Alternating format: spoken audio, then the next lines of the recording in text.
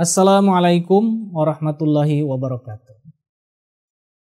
Di dalam Al-Quran surah Bani Israel ayat 91-94 kita mendapati bagaimana orang-orang kafir meminta syarat kepada Rasulullah supaya mereka dapat menerima Rasulullah.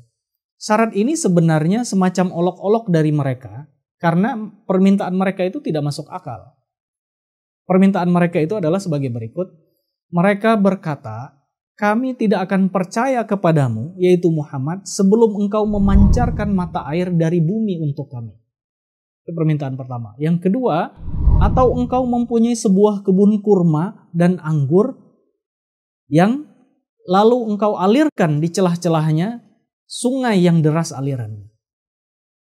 Atau engkau jatuhkan langit berkeping-keping atas kami sebagaimana engkau katakan, atau sebelum engkau datangkan Allah dan para malaikat berhadapan muka dengan kami. Luar biasa permintaan mereka. Nah, selanjutnya, atau engkau mempunyai rumah yang terbuat dari emas. Terakhir permintaan mereka adalah, atau engkau naik ke langit, dan kami tidak akan mempercayai kenaikanmu itu sebelum engkau turunkan kepada kami sebuah kitab untuk kami baca. Jadi meminta Rasulullah untuk naik langit dan naik ke langit sambil membawa kitab. Tetapi bagaimana jawaban Rasulullah atas permintaan mereka yang tidak masuk akal itu? Maka di dalam ayat tadi dikatakan, katakanlah wahai Muhammad, subhana rabbi hal kuntu illa basyarur rasul. Maha suci Tuhanku, aku tidak lain hanyalah seorang manusia yang diutus sebagai rasul. Pemirsa, tuntutan ini sebenarnya tidak ada kaitannya dengan perkembangan rohaniah manusia. Yang mereka ini minta ini sebenarnya semacam olok-olok kepada Rasulullah SAW. Manusia bahkan Nabi sekalipun tidak dapat melakukan hal akrobatik seperti ini. Makanya Rasulullah SAW tadi menjawab, aku hanyalah seorang rasul, seorang manusia yang dijadikan sebagai rasul. Tetapi ada yang menarik dari ayat ini, bahwa ayat ini sebenarnya membantah keyakinan bahwa Nabi Isa alaihissalam naik ke langit secara fisik.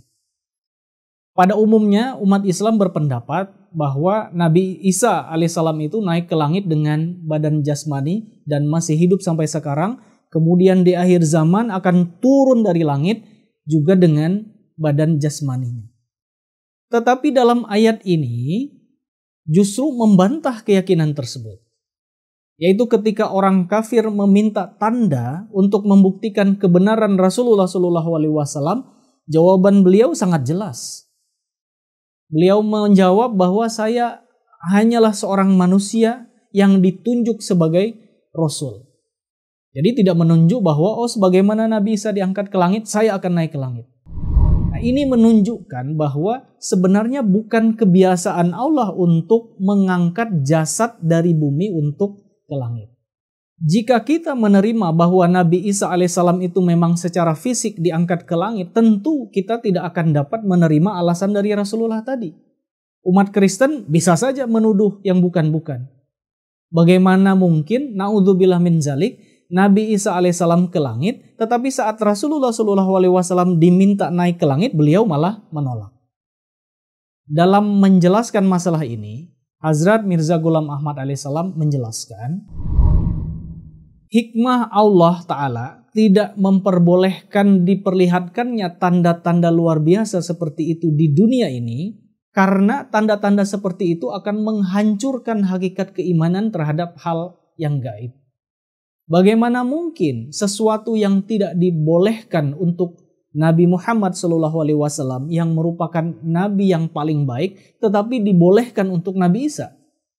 Sungguh tindakan yang tidak hormat jika kita berpendapat bahwa di satu kondisi tidak dibolehkan untuk Nabi Muhammad SAW, tetapi menerimanya dalam kasus Nabi Isa alaihissalam. Pemirsa sekalian, mudah-mudahan di ayat ini dapat memberikan gambaran bahwa sebenarnya tidak mungkin ada sosok termasuk Nabi Isa alaihissalam akan dapat naik ke langit dan masih hidup sampai sekarang.